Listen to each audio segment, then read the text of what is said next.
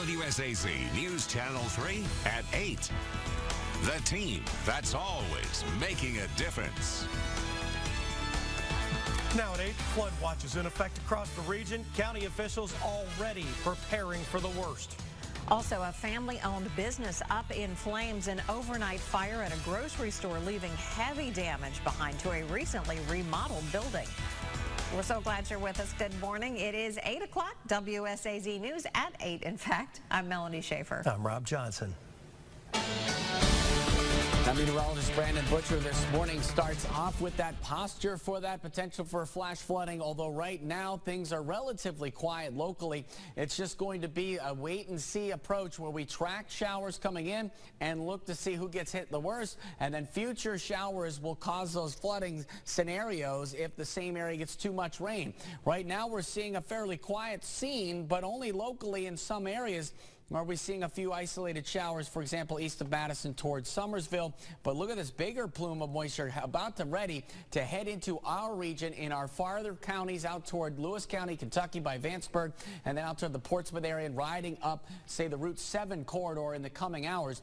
We have this flood watch through Sunday. So the idea is we're going to go through these times where we're going to be watching these plumes of moisture slowly move through parts of our region. The parts that get the downpours, we keep an eye out for flooding. Other spots can actually get out there okay. This is a wait and see approach for a lot of things, but call ahead as far as those events to see if they've been postponed or not.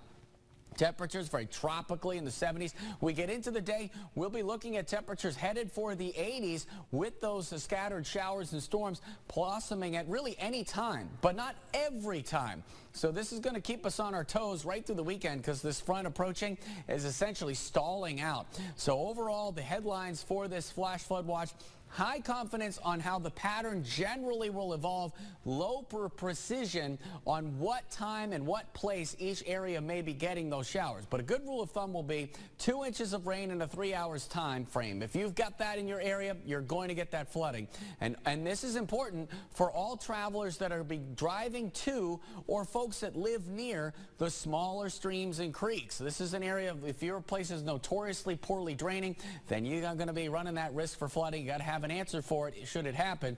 This is not so much something where we're going to be, say, watching the Ohio River rising or the Guyandotte River rising. That would come later if the entire region got the same amount of rain. But we're going to see a lot of haves and have-nots as this situation unfolds. We'll have more details, of course, on in your complete forecast coming up in just a bit.